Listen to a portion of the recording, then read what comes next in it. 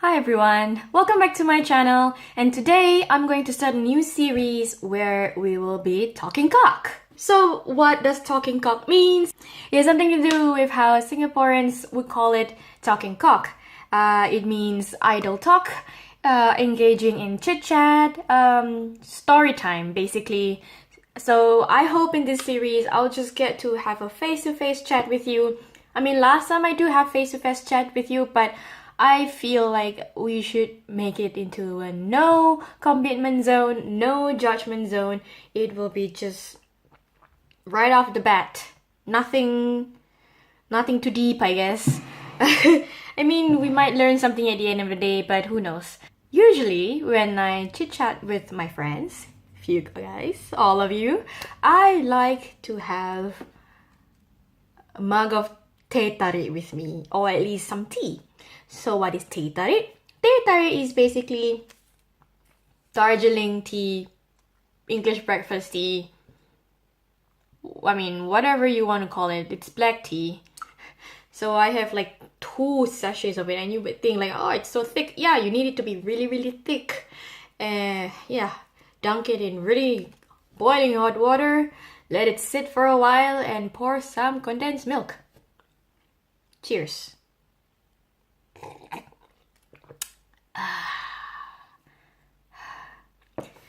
Tea really calms me down. It really does. Oh, the sun, why do you do this to me? Basically, I have been competing with the sunlight today, and yeah, just bear with me today, okay? So today we're going to talk about something a bit more light. We're going to talk about ghosts. It is something that I noticed that is not part of Swiss culture. I mean, I'm sure they have their own folklores and things like that. But if you ask around generally among people of my generation, the younger folks, etc., they don't believe in the other dimension. I don't think any of them have had any weird, unexplainable experiences like how people from my culture does. You know, we have all sorts of stories that some people claim to have the sixth sense or the gift, the third eye, whatever you want to call it. Some people claim they can see, they can hear, they can feel. Some of them even claim to be able to talk to them, you know, like even scold them. Don't play with me. So it all started when I brought my husband to my friend's house. My friend is Swiss, but her boyfriend is Mexican. Mexicans apparently also believe in the other dimension. The spirits exist. They believe there is life after death. They celebrate the Day of the Dead, right? So it was pretty cool. And that guy and I, we just managed to talk about how we have different interpretations of what these spirits are, what we call it, the significance it has on our individual cultures. And then the Swiss folks were like, what are they talking about? Them and their superstitions. Yeah, in this day and age, we still have stories involving ghosts.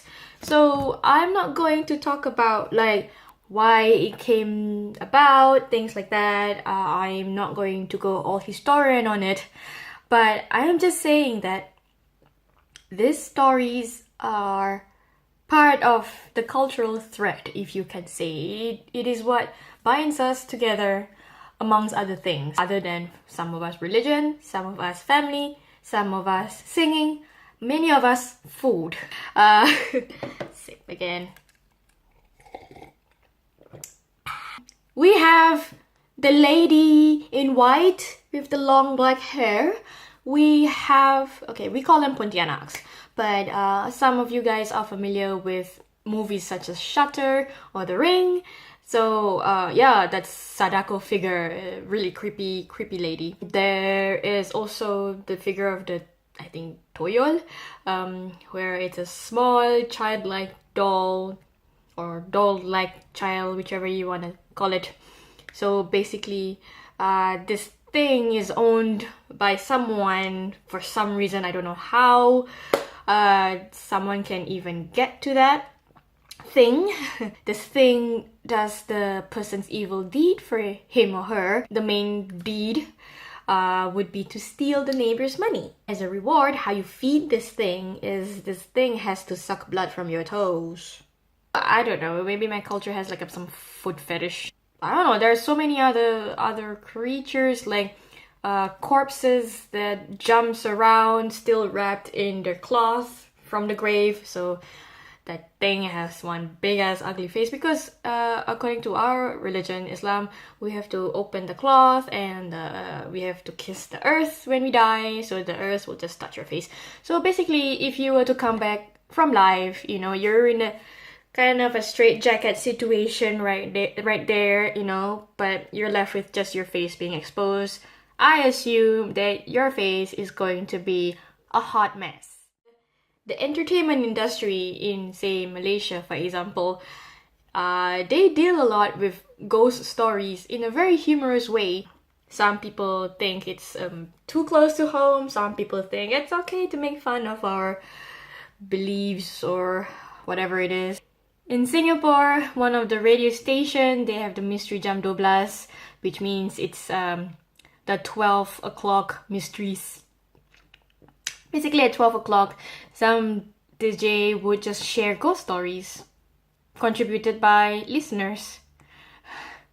I hate those things. You're trying to go to sleep, you're trying to listen to music, and all you hear are ghost stories.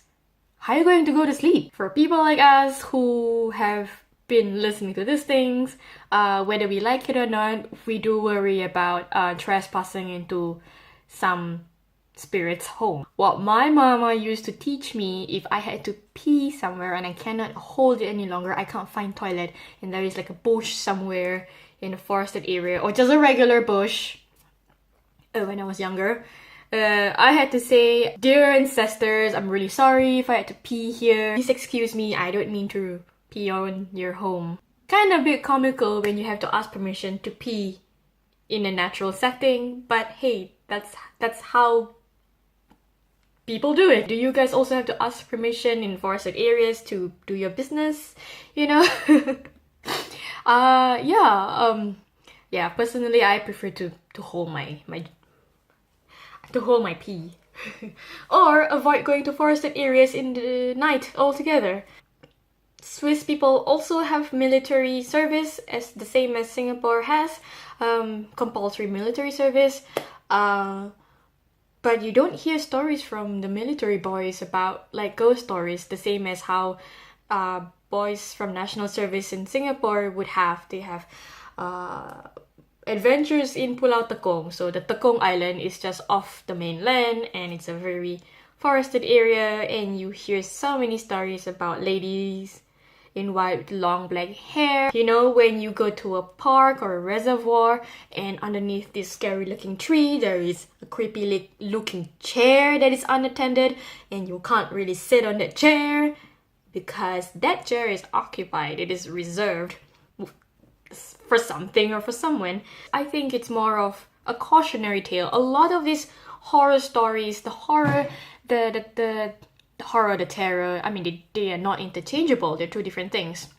The grotesque that comes behind it, it comes from mostly tragic origins, I must say. Even the one from Bern, there is a statue that is like believed to be 500 years old, or the story itself is 500 years old. People are there, they don't know what is the actual most accurate story behind this. So it's basically a statue of a man who has babies and young children about him on his body, and he is even like eating a child. One of the stories that I can actually remember is that this guy is jealous of his brother's success, but how that jealousy leads to eating children, I don't know. Yeah, but it looked like a cautionary tale. For us, our mothers used to tell us, or I don't know if young people are out there, if your mother used to tell you, but my mom used to tell me, if you return home before the sunset, good for you. If you refuse to come home before the sunset, then the hantu tete will come after you. If you're wondering what hantu tete means, hantu is ghosts, tete is breasts. Come to think of it, it is quite comical, you know, the breast ghosts. What this ghost will do, basically, she's gendered, she's female, she has long breasts, and she will come and strangle you with breasts. You know, if you as a kid refuse to heed your mom's advice to come home for dinner before the sun set.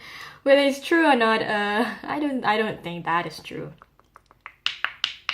That would be like a gross thing. But then again, all stories about ghosts, they have a fine line between the appealing and the gross. Yeah, and also the lady with the long black hair, she is usually known as the woman who died when giving birth, you know, and it really brings about some sort of sadness, some sort of pity. Motherhood is such a delicate process whereby you're giving birth, you know, to a new life, and yet you are at the risk of dying. And there is this fear of the community, and apparently it translates into the supernatural. Again, whatever is evil or disapprove of the community. For example, this guy is jealous of the neighbor's riches and he wants something little to steal the neighbor's money. You know, this thing about greed or jealousy, it gets translated into a small supernatural figure. Something scary about motherhood get translated into a very disturbing female figure. And you observe a lot of it has to do with the feelings of human nature, for example, or the fact that we do not want to respect our neighbors, you know, that we harbor such ill intentions even towards our own family members, for example. Like, this relative is not happy with this relative and she will send fireballs into that person's house. There are like stories about witch doctors, we call it mbomos, you know, magicians or shamans who have access to the other dimension and is able to use spirits to help their clients fulfill their deeds. For example, oh please witch doctor, I don't want my husband to look at other women, you know, I want my husband to stay with me forever and ever.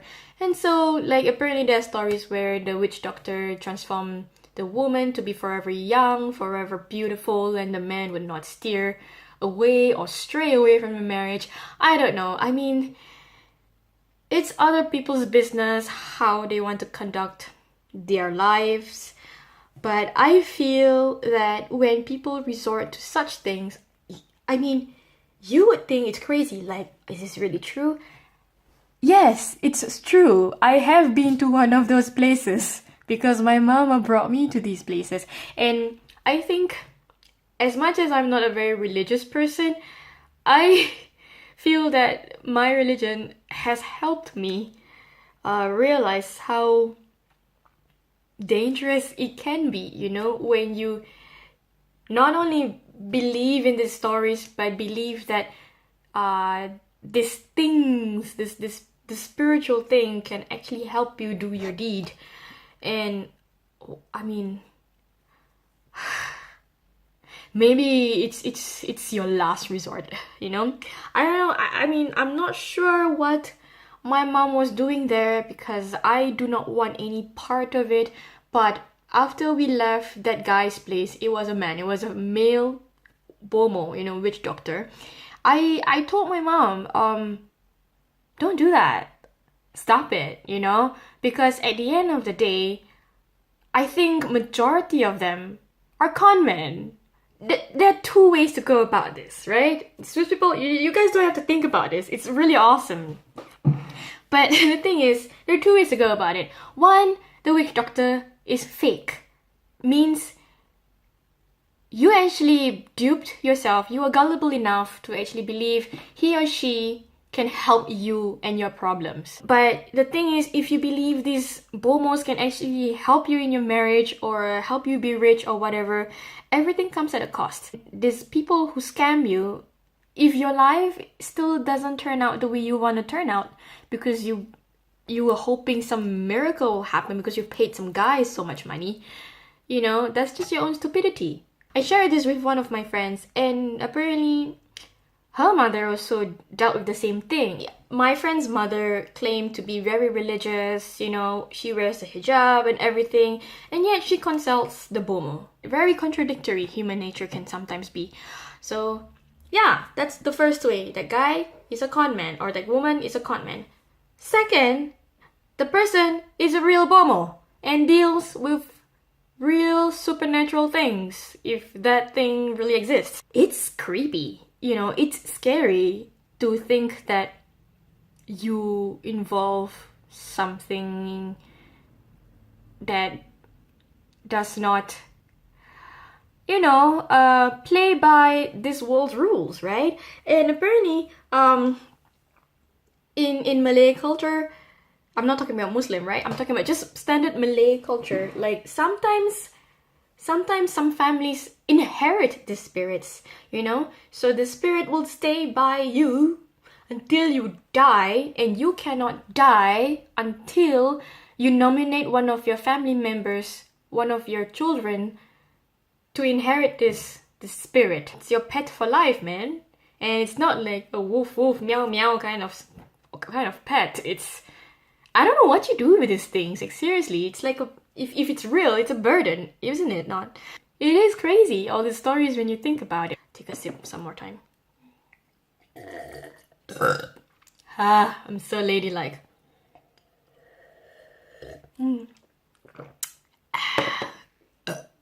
Excuse me. Do you guys have other ghost stories to share? Yeah, comment down below. Let me know, because I don't really have a personal story. I'm glad. People would think I'm nuts or imagining things or just too creative. I do see it as part of a culture that is so heavily dependent on the supernatural. It doesn't need to be ghosts. It could also be like legends. As much as I say it's lucky that Swiss people don't have to deal with like thinking about, is there a ghost in the black spot, very black spot in that forested bushy area. But at the same time, I feel very proud that my culture do have this kind of stories, you know, because it is our device, I guess. Instead of lecturing, you should listen to your mother, or you should not harbor evil deeds towards other people, especially not your own blood. So you just tell these stories and make it more interesting, and it sticks to your mind very well. Even something as ridiculous as the breast ghost, it sticks to your mind, and you just like, how do people get so creative about this? So okay, it has been half an hour and I want to close this video right now. If you have any personal stories to share, or if you know of someone who experienced these things, do let me know, because yeah, I mean, it's not just about like whether you have good stories that you experience yourself, but it's also about how it plays an important role in culture. So yeah, let me know, and we'll chat next time. Bye.